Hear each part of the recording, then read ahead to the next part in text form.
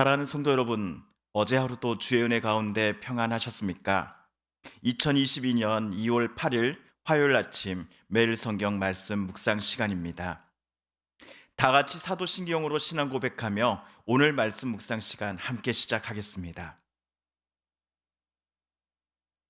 나는 전능하신 아버지 하나님 천지의 창조주를 믿습니다.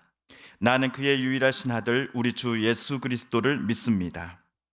그는 성령으로 잉태되어 동정녀 마리아에게서 나시고 본디오 빌라도에게 고난을 받아 십자가에 못 박혀 죽으시고 장사된 지 사흘 만에 죽은 자 가운데서 다시 살아나셨으며 하늘에 오르시어 전능하신 아버지 하나님 우편에 앉아 계시다가 거기로부터 살아있는 자와 죽은 자를 심판하러 오십니다. 나는 성령을 믿으며 거룩한 공교회와 성도의 교제와 죄를 용서받는 것과 몸의 부활과 영생을 믿습니다. 아멘. 오늘 우리가 함께 읽을 기록된 하나님 말씀은 누가복음 8장 16절에서 21절까지의 말씀입니다. 누가복음 제8장 16절에서 21절까지의 말씀입니다.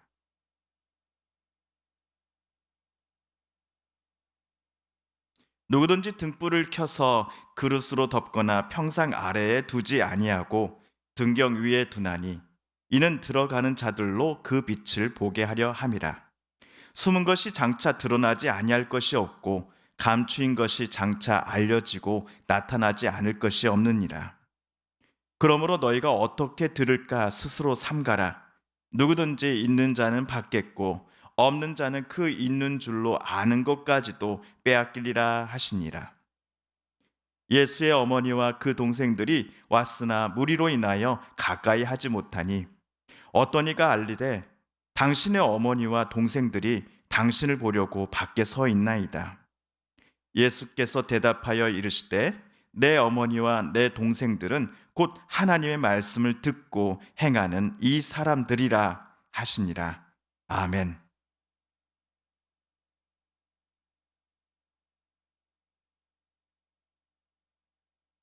지난주 예수님께서는 씨 뿌리는 비유를 모여든 사람들에게 말해 주셨습니다. 그리고 나서 이 비유의 의미를 묻는 제자들에게만 해주신 비유의 의미를 예수님께서는 자세히 설명해 주셨습니다. 반면 어떤 이들을 향해서는 들을 귀 있는 자는 들을지어다 라고 외치셨지요. 하나님의 뜻을 누구보다도 내가 많이 알고 있다, 정확하게 알고 있어 라고 자부하며 남들을 죄인이라는 낙인 찍기를 좋아했었던 이들은 주님의 가르침과 말씀에 철저히 자기들의 귀와 입을 또 눈을 막고 있었기 때문이었습니다. 비유를 통해 예수님은 자기를 따른다라고 하는 이들이 비유의 제 네 번째 모습, 즉 좋은 땅에 떨어져 100배의 결실을 맺는 모습이 되기를 그들에게 요청하고 계십니다. 마찬가지로 말씀을 읽고 묵상하는 저와 여러분에게도 주님은 같은 기대와 요청을 하고 계실 것입니다. 주님께서 우리에게 주신 기쁜 소식을 내 것으로 받아들이고 절대로 놓치지 않고자 애쓰면서 결국에는 아름다운 열매들이 우리 안에 맺혀지는 모습들을 주님은 저와 여러분에게 원하고 계실 겁니다. 그렇기 위해서는 우리는 마음과 귀, 눈을 열어 우리 주님의 말씀을 보고 들으며 주님의 뜻과 인도하심을 신뢰하며 살아가겠노라고 매 순간 다짐해야 할 것입니다. 물론 우리의 힘만으로는 벅찬 일임에 틀림없습니다. 성령의 도우심이 필요합니다. 성령께서 우리가 예수님 닮아가는 삶을 살아갈 때에 힘을 주시고 바른 인도자가 되어 주실 것임을 소망하며 우리가 살아갈 때에 저 여러분은 복음의 씨앗에서 아름다운 열매가 맺는 것을 보게 될 것입니다. 한편 오늘 말씀 16에서 18절 단락에서 예수님께서는 등불은 등경 위에 두어야 한다라고 하는 제목의 비유를 모여있는 사람들에게 말씀해 주셨습니다. 씨 뿌리는 비유에 이어 해주신 이야기였지요. 16절에서 등불을 켜서 그릇으로 덮거나 침대 밑에 두는 사람은 아무도 없겠지요. 라고 예수님은 마치 사람들에게 물어보시는 듯 말씀하십니다. 예, 우리가 그 자리에 있었다 한다면 예수님, 누가 등불을 침대 밑에 넣어두나요? 등불의 용도는 어두운 곳을 환히 밝힐 목적이잖아요. 당연히 천정에 달린 고리에 걸어서 밤을 등불로 하여금 환히 비추게 해야죠. 라고 대답했을 것입니다. 물론 예수님께서도 등불은 들어오는 사람들이 볼 수 있도록 등잔대 위에 두는 것이 맞지요? 라고 말씀하십니다. 그런데 도대체 무슨 의미로 등불을 침대 아래에 놓아두는 사람은 없습니다. 라는 비유를 씨 뿌리는 비유에 이어 예수님은 꺼내셨을까요? 그 이유가 오늘 말씀 17절에 나옵니다. 17절 말씀, 숨은 것이 장차 드러나지 아니할 것이 없고 감추인 것이 장차 알려지고 나타나지 않을 것이 없느니라. 혹시라도 램프가 무엇인지 몰라서 누군가가 침대 밑에 그것을 넣어두었다 할지라도 대부분의 사람들은 램프를 원 위치인 램프 고정대가 붙어 있는 천정에 걸어둘 것입니다. 램프가 이처럼 자기 원래 자리를 되찾아 가게 되는 것처럼 오늘 주님이 17절에서 방금 말씀하신 숨은 것은 드러나지 아니할 것이 없고 또한 감추인 것도 나타나지 않을 것도 단 하나도 없을 것입니다. 그런데 우리는 궁금합니다. 주님이 말씀하신 숨은 것 또는 감추인 것이란 과연 무엇을 말하는지를 우리는 궁금해합니다. 그것은 바로 예수님께서 지금 자기 주변에 모여 있는 사람들에게 씨 뿌리는 비유를 통해 가르쳐 주신 기쁜 소식을 가리킨다라고 학자들은 설명합니다. 그것들을 어떤 학자들은 기쁜 소식 그 자체이신 예수님을 가리키는 것이다라고 주장하는 이들도 있습니다. 앞에서 예수님께서 들을 귀 있는 자는 들을지어다라고 외치셨던 이유는 복음을 듣기는 들어도 자기 마음과 귀와 눈을 닫아버린 채 예수님을 어떻게 하면 곤란하게 만들까만 생각해 왔던 당시의 종교 지도자들 때문이었습니다. 바리새파 사두개인들은 하나님 나라라고 하는 기쁜 소식을 사람들에게 전해주시는 예수님의 입을 막으려고 하였지요.